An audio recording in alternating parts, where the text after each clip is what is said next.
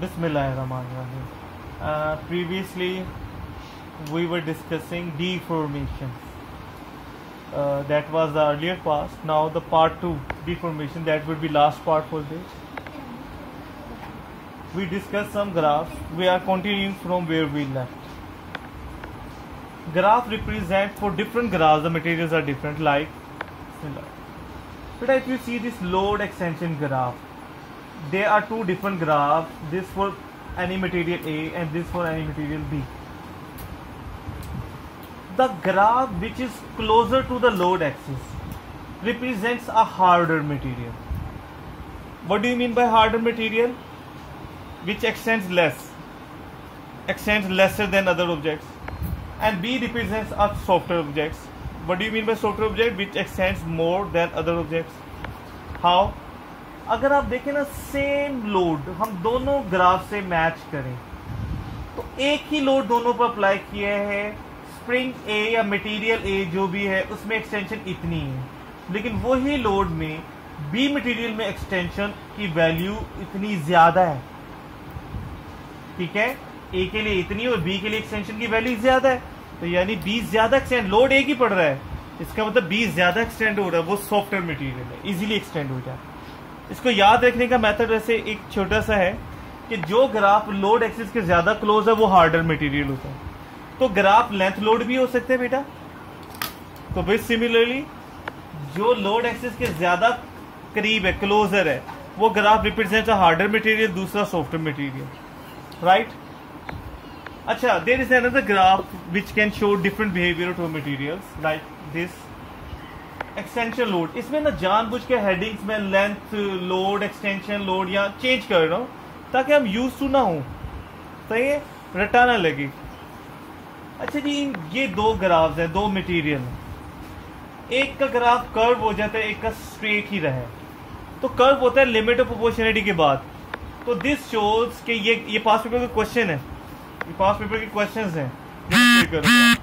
तो जो स्ट्रेट है ना, मींस ये graph has not reached limit of proportionality. ये लिमिट ऑफ प्रोपोर्शनैलिटी को मैं शॉर्ट करके लिखता हूं, आपने एग्जाम में जब भी लिखना होता है पूरा लिखा करें, ये एलओपी इसका स्टैंडर्ड नहीं. ठीक है. और जो कर्व हो जाता है, तो जिस पॉइंट से कर्व होता है उसे लिमिट ऑफ प्रोपोर्शनैलिटी कहते हैं. और कर्व हो जाने का मतलब वो बियॉन्ड लिमिट ऑफ प्रोपोर्शनैलिटी, यानी इसे कहते हैं लिमिट ऑफ प्रोपोर्शन, उसको भी क्रॉस कर चुका है. ठीक है. तो ये ग्राफ ये रिप्रेजेंट कर रहे हैं. ओके बेटा जी, लेट्स सी, ये हमारे पास एक स्प्रिंग है, इसके साथ कोई वेट या कोई फोर्स अटैच नहीं. तो इस वक्त जो इसकी लेंथ है इसे अनलोडेड या ओरिजिनल लेंथ कहेंगे. हम इसके साथ एक लोड अटैच करते हैं, कोई वेट अटैच करते हैं, उसे उसकी वेट यानी mg को वी विल कॉल फोर्स और लोड. ठीक है. अच्छा, वो हम खुद भी खींच सकते हैं कोई वेट अटैच. तो जब कोई लोड अटैच करेंगे या फोर्स लगाएंगे तो उसकी लेंथ में जो इंक्रीज हो जाएगी, लेंथ यहाँ तक पहुंच जाएगी. ये जो इंक्रीज ही लेंथ है इसे कहते हैं एक्सटेंशन. तो एक स्प्रिंग है जिसके साथ लोड अप्लाई किया हमने m, और उसमें change in length extension E R. ऐसे ही अगर दो स्प्रिंग्स हम एक साथ वन आफ्टर द अदर कर दें, इसे कहते हैं सीरीज में, और लोड वही अटैच करें, व्हाट वुड हैपन? तो यू वुड सी इसमें भी वही एक्सटेंशन आएगी, इसमें भी ई एक्सटेंशन, तो टोटल एक्सटेंशन कितनी हो जाएगी? 2e. ऐसे ही तीन स्प्रिंग्स लगा लें तो हर एक में ई एक्सटेंशन आ रही है. The total extension becomes 3e. ठीक है. मींस एक्सटेंशन बढ़ रही है. ऐसे 4 स्प्रिंग्स होंगे तो 4e हो जाएगी.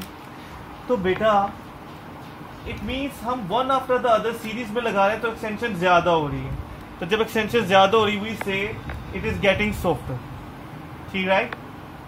अब सिमिलरली अगर स्प्रिंग हम साइड बाय साइड लगाएं, जैसे यही वाले दो स्प्रिंग्स हमने सेम, लोड वही अटैच किया, तो इस तरह क्या होगा? आधा लोड इसे, हाफ लोड इसे मिलेगा, हाफ लोड इसे.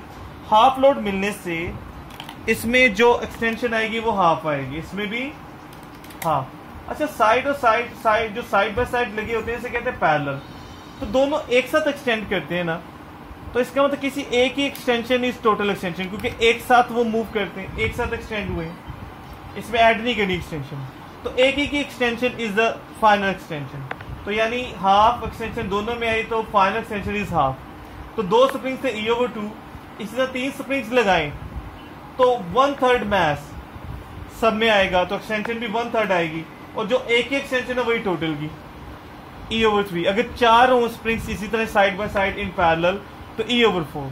अच्छा, डिवाइड करने से ना एक्सटेंशन को किसी भी नंबर से डिवाइड करें तो वैल्यू कम हो रही है, एक्सटेंशन कम हो रही है, और जब एक्सटेंशन कम हो रही है means it is getting harder. ठीक है, तो पैरेलल में लगाने से spring combination it gets harder to extend, और सीरीज में लगाने से it becomes easier to extend, यानी सॉफ्टर हो जाता है।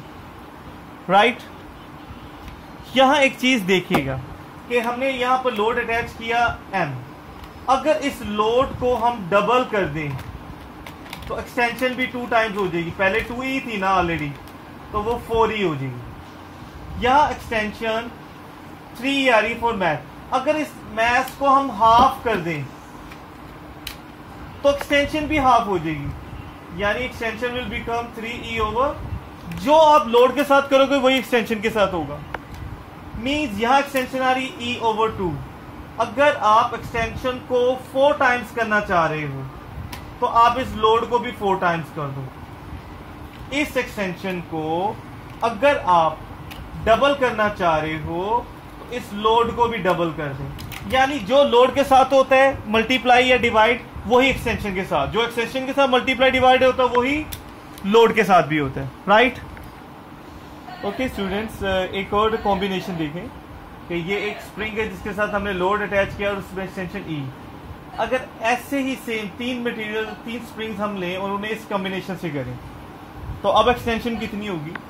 तो इस स्प्रिंग को क्योंकि पूरा लोड उठाने को मिलेगा, इसमें एक्सटेंशन E होगी, जबकि यहां आकर लोड दोनों में हाफ हाफ डिवाइड होगा, एक्सटेंशन हाफ, तो टोटल एक्सटेंशन कितनी होगी? E एंड हाफ, इन्हें ऐड करें मैथमेटिकली 3/2E, जिसे कहते हैं 1.5E एक्सटेंशन आ रही। राइट, अच्छा वैसे क्वेश्चन है, अगर इस लोड को हम 3 टाइम्स कर दें तो यही एक्सटेंशन भी क्या हो जाएगी? 3 टाइम्स, यानी सेम प्रोपोर्शन होता है। अगला क्वेश्चन बहुत इंटरेस्टिंग है, अगर हम ऐसे ही 4 मटेरियल्स लें, 4 स्प्रिंग्स लें, और रबर बैंड भी हो सकते हैं, जूड़ी स्प्रिंग सेम लें और उन्हें इस तरह जोड़ें कि ये one after the other series में, ये वन आफ्टर द, और ये 2 सीरीज आपस में दोनों एक दूसरे के पैरेलल अटैच हैं, सेम लोड है, तो हो गया क्या? दोनों साइड्स में हाफ हाफ लोड मिलेगा, हर स्प्रिंग को हाफ लोड उठाना पड़ेगा। इन सब क्वेश्चंस में एक इंपॉर्टेंट बात ध्यान में रखें, हम स्प्रिंग्स के वेट्स को ऐड नहीं कर रहे, या ऐसे स्प्रिंग्स ले रहे हैं जिनका वेट बहुत हल्का है, बहुत कम, यानी उनके वेट से कोई फर्क नहीं पड़ रहा, तो हाफ वेट उठाना पड़ेगा इस स्प्रिंग को, तो हाफ एक्सटेंशन इसमें हाफ है, तो जो वन आफ्टर द अदर होते हैं सीरीज में उनकी एक्सटेंशन ऐड कर देते हैं, तो हाफ और हाफ मिलकर total extension would be E, यानी एक स्प्रिंग की इक्वल होगी। इन 4 स्प्रिंग से एक्सटेंशन इस सेम लोड की वजह से, जैसे एक स्प्रिंग में E आ रही है तो चारों में भी E आ रही है।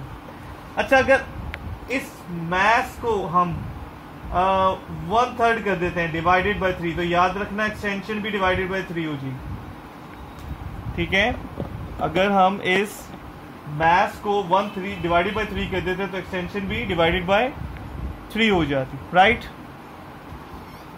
बिस्मिल्लाह बेटा जी, with the end of topic 2 questions मैं शेयर कर रहा हूँ। अगर हम ये सोल्व कर लेते हैं क्वेश्चंस, दोनों पास्ट पेपर के क्वेश्चंस हैं और मैंने कोई चेंज भी नहीं किया, तो it means we are able to solve related past paper questions somehow. तो क्वेश्चन नंबर 1 है कि एक स्प्रिंग है जिसकी ओरिजिनल लेंथ ये दिखाई है अनलोडेड लेंथ, जब हम उसके साथ 15 ग्राम वेट अटैच करते हैं लोड, तो उसमें एक्सटेंशन आती है 6 सेंटीमीटर। अगर ऐसे ही 3 springs side by side attach हों और उनमें टोटल लोड 90 ग्राम हम ऐड करें, लोड 90 ग्राम का कर दें, तो उसमें एक्सटेंशन कितनी होगी? क्वेश्चन नंबर 2, ये चैलेंजिंग क्वेश्चन है, मैं यहाँ थोड़ा एज इट इज, वैसे रेगुलर क्लास में कई दफ़ा मैं इसको ज़्यादा डिफिकल्ट कर देता हूँ बच्चों के लिए, अब पास पेपर में जैसे मैं ऑलमोस्ट वैसे दे रहा हूँ। एक स्प्रिंग है, उसके साथ जब हम 100 ग्राम लोड अटैच करते हैं तो उसकी लेंथ 25 सेंटीमीटर। अच्छा ये एक्सटेंशन नहीं है, टोटल लेंथ है, ठीक है। और जब उसी स्प्रिंग के साथ हम 600 ग्राम अटैच करें तो उसकी टोटल लेंथ हो जाती है 87.5 ग्राम, राइट। क्वेश्चन है कि अगर 100 की जगह 200 ग्राम अटैच करें तो अब लेंथ कितनी होगी।